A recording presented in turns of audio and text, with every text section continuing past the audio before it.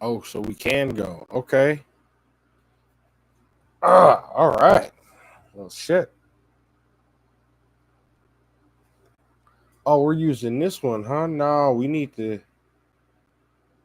That's supposed to be a whole nother cam, y'all.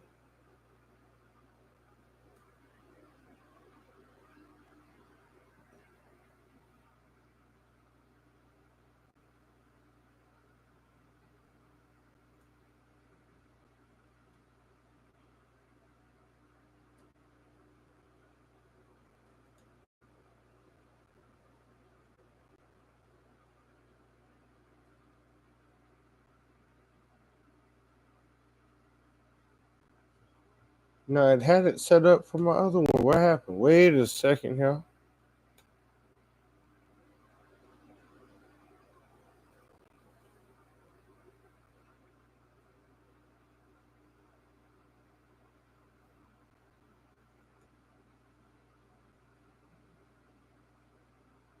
All right, we might have to reset this up and do this again.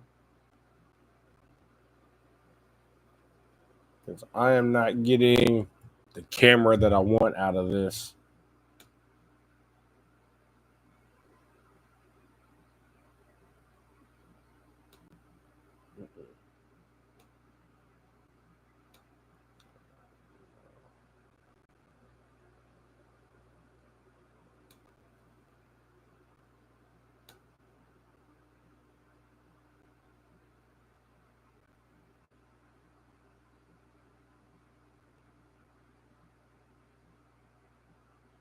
Okay, so why isn't it doing it then?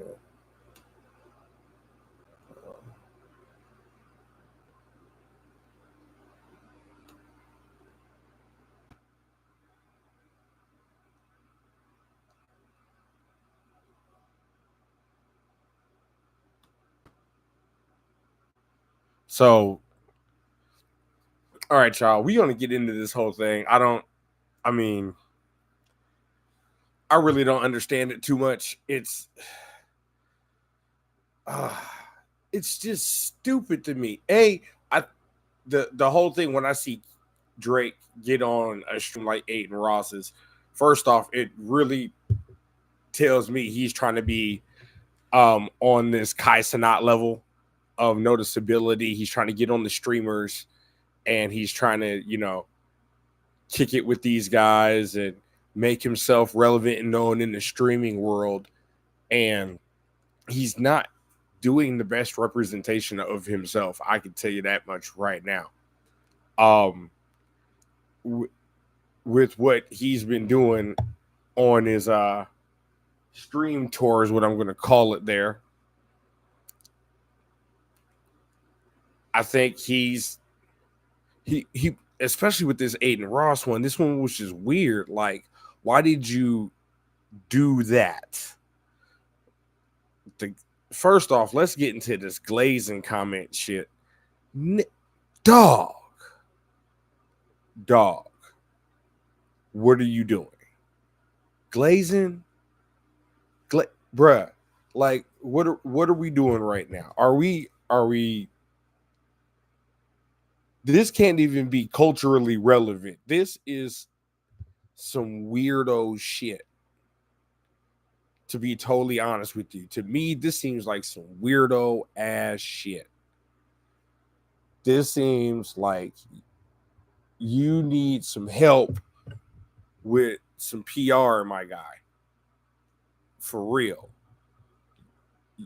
Somebody needs to get you, your publicist, your manager, all of y'all need to sit down and figure out what's going on. Play the clips back from the Adin Ross stream. Let's get into the minute segment of the glazing streak.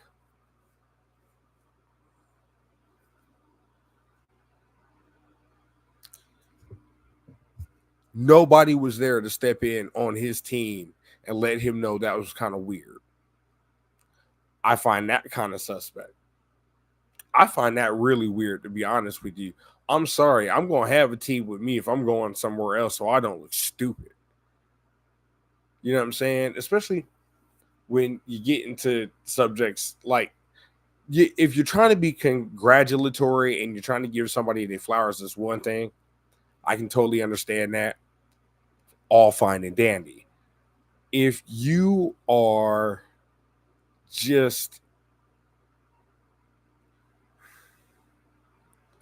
if you're just using words that are part of the new relevant day, age, and culture to put yourself in a relevant space and try to match the energy of these new kids, Drake, bro, you're almost our age. Stop.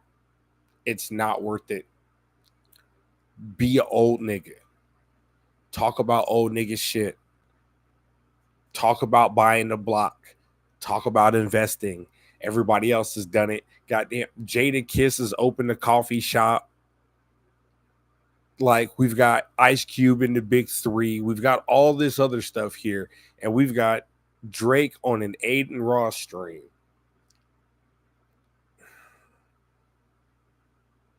I can't even say what I want to say because it's too, like, I talk too much shit, to be totally honest with you.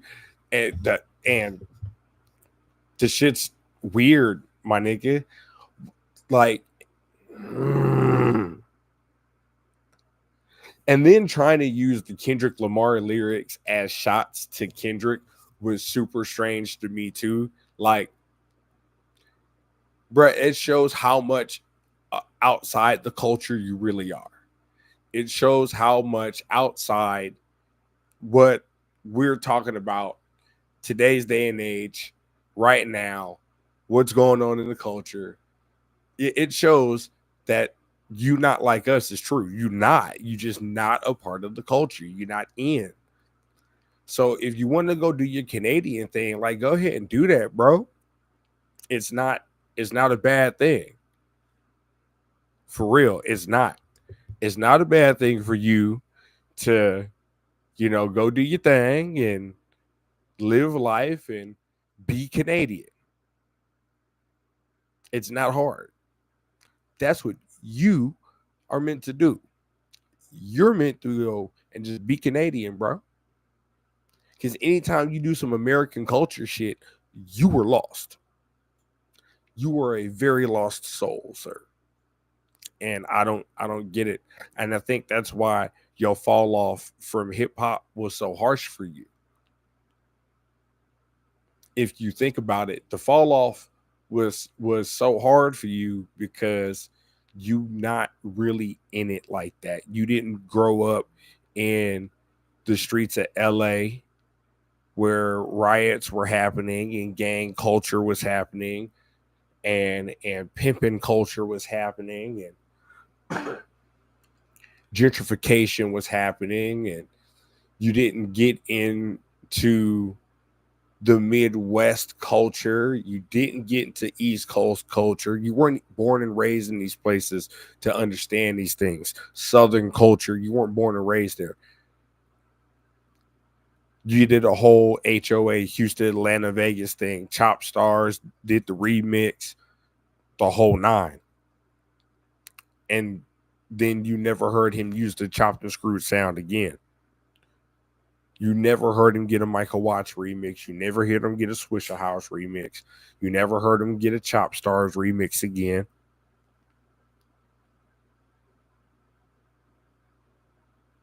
Like, what are we talking about?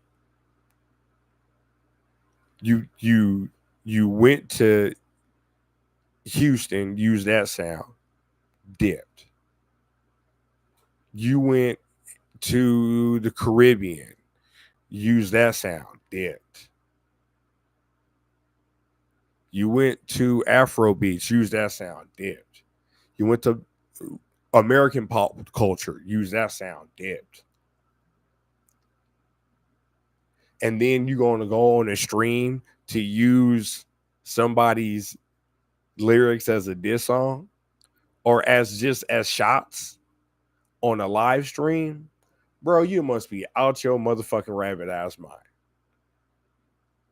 Like, dead serious. Let's keep it 1,000% funky. Nigga, what the fuck, bro? Like, even the use of the lyrics that you used while trying to shoot at somebody was wrong. What the fuck, bro? You can't be out of touch. You can't be that out of touch with the culture that you come on, man. You can't. It's just crazy. You're gonna go on this man's live stream and just use, you're gonna jab here and there, and it's cool. We're still in hip hop. It's still a part of rap. If you want to, keep the beef alive, keep it alive. But you got to remember who you playing with. You're playing with Kendrick Lamar. You're playing with a man who is calculated enough to take everything you said on the stream and drop a track tomorrow. Like, you're talking to somebody who's super calculated enough to drop tonight, drop it the next day, drop it within hours of after you ended that live stream. He'd go in the booth, record something, and drop it. And just rip you to shreds even more. Why would you do such a thing, sir? It makes no sense. It really don't. If you're going to come on somebody's stream, man, and you're going to still keep the beef alive, bro, at least keep the beef alive to a sense to where it's plausible enough for us to believe you, my nigga. Right now, nobody believes you.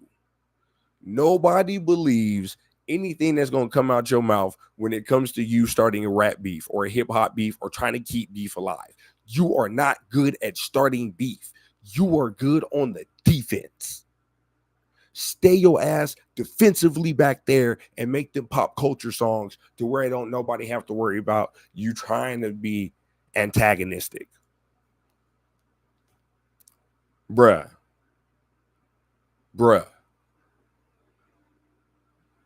There is no reason as of right now you should be trying to throw shots at anybody. And if you in the chat, join in, talk about it. I want to hear your comments and thoughts about this. I really think right now he should be out making bops. He should be in there making hits.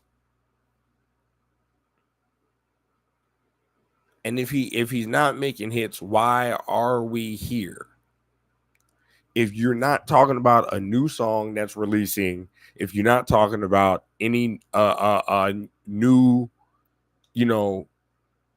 movies, acting roles, something that's like away from this hip hop beef that still right now is eating at you,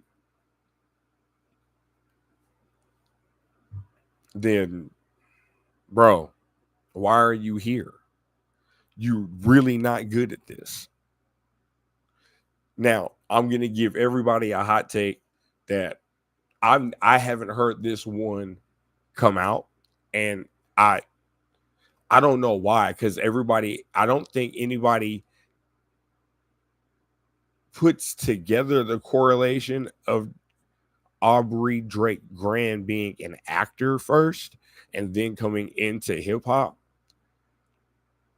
Being an actor first, coming into hip hop, you got to understand he has the ability to be adaptable to any role that you give him.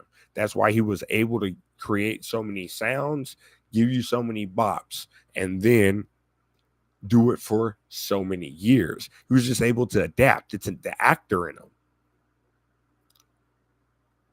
Like, if we're keeping it real funky, his ability to adapt in the hip hop and the pop space is because he was an actor first.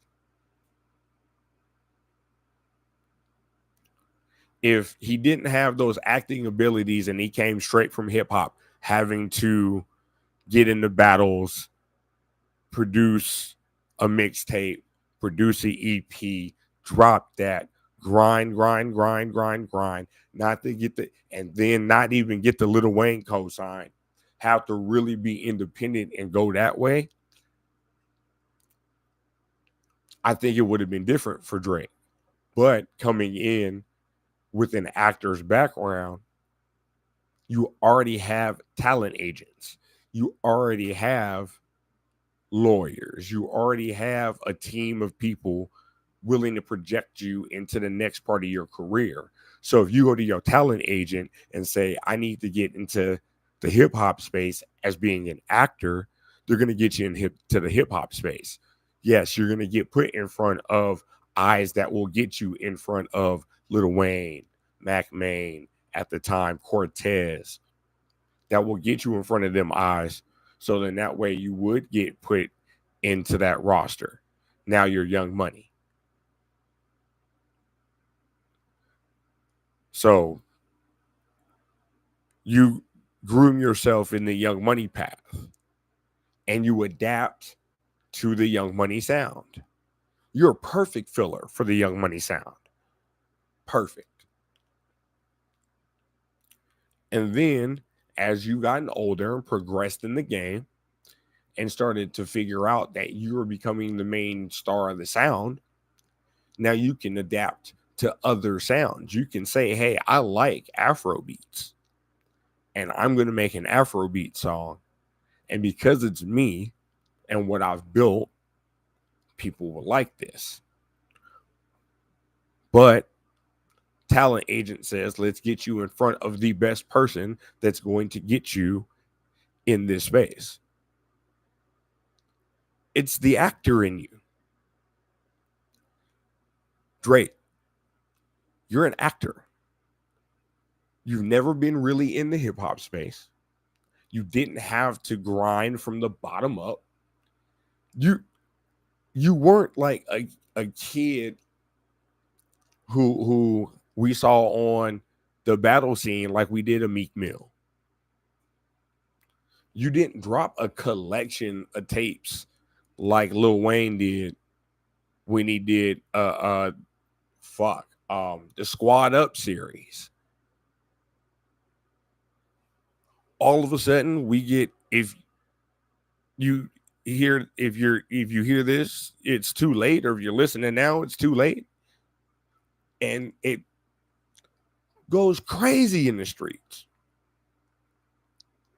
Goes crazy. Now, then you do the feature run, and that's all from your tutelage of being under the Cash Money house. So you do your feature run, and you get your name bigger and bigger and bigger and bigger and bigger. But if it wasn't for your talent agent from when you came in the game being an actor first, you wouldn't be in this space now. If you really had to work at being a hip hop artist, if you really had to work at it, you wouldn't be here. This would be a different battle. Would there even be a talk of a big three if you had to work that hard to get into hip hop? Personally, I don't motherfucking think so. I really don't think if we had this conversation 20 something odd years ago and we heard of Drake on YouTube in the battle scene and he worked his way up and he created a sound, if he landed in the South and he stuck with that sound. Shit, if he landed in the South, got under Jay Prince and did a Texas run, he would have been fine.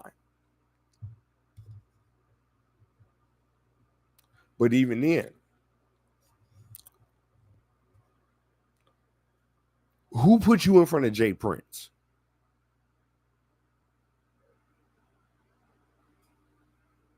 That's what I want to know. I want to know who put you in front of Jay Prince. Because Jay Prince didn't just find you, bro.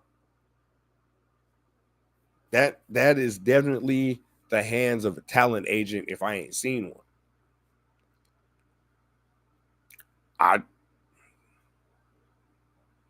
I'm just keeping it 2001% funky.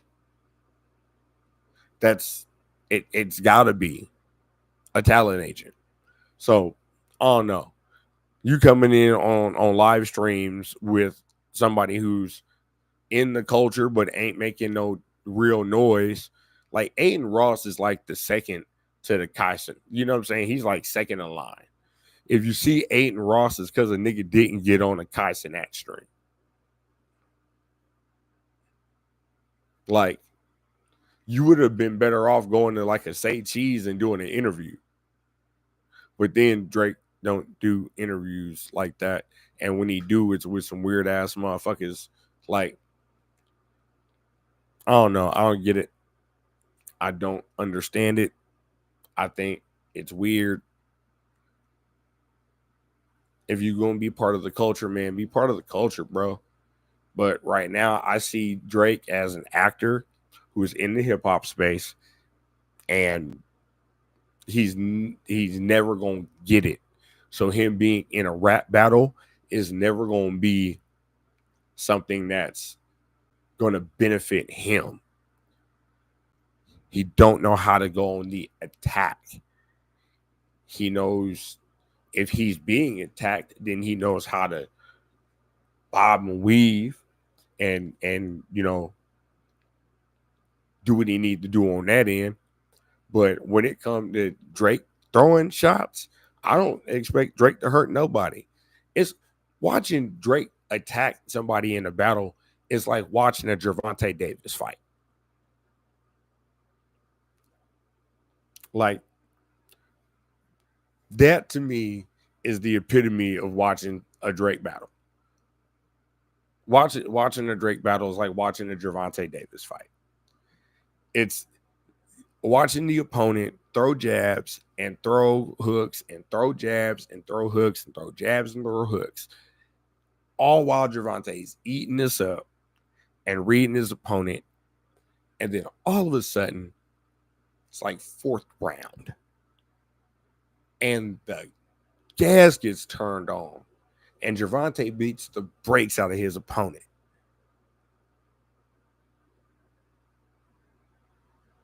That's a Drake battle to me. Like, the only real Drake battle that I think he won was the one versus Meat.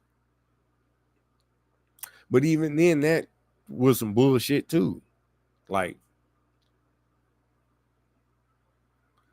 it was catchy, but but he won that one. I'm not gonna lie. Like, that was one that he won. But this, stay low, disappear, go and just create some really good music. Even if you're gonna create really good music that we don't know you created, go write, go produce, go A&R, go find the next big thing. Like, you're big enough now to exec, and it won't matter. Like, you're big enough and you're to a point right now. Rap beef shouldn't even be a thing right now. Like, it shouldn't. And to me, this just solidified what PG Lang can do within this battle, because with PG Lang, he can just drop, and just keep going. He can continuously drop. And now he can establish a label full of artists that can also just continuously drop. It ain't got to be, there's a hold on this, we're working on this. Even if it is, like, there's opportunities for PG Lang to be a different type of label than TDE, then, you know, a Sony Artista, then, you know, a Shady Aftermath. It gives PG Lang a lot of opportunity to do a lot of different things within this label. So I'm just waiting to see where this goes within battle rap. and just within music culture, especially it changing with doing the surprise drops, with doing the Instagram only drop, and then putting it out on streaming services. And it seems like all the other artists that are major right now are following these blueprints of how we're dropping music and how we're distributing things. So this is just going to be interesting to see where this goes from here on out. I'm waiting to see if there's going to be any more bars. I don't think there will be, not from Kendrick. Not at this point. I think the battle has been established. The beef has been squashed. It's settled. I won. Ha ha ha ha. I mean, damn, GNX was like the victory lap. It was just a whole lot of just continuous crip walking bops. Yeesh. And then, he had some, deep stuff and introspective. And I like what he's doing with SZA right now. And I like the moves that he's making with TDE. Still working with artists from TDE and TDE, PG Lang still being synonymous with like being one. I like those moves. So I'm just waiting to see what kind of bars he drops. If he drops any bars in response to the Adin Ross live stream sneak drops that were let's just call it what it is, misappropriation, culture vulture. I know, y'all. But this is going to be interesting. Tune in a couple of days. We're going to talk about it again. It's your boy, Big Drewski. I'm out. Make sure you like and subscribe.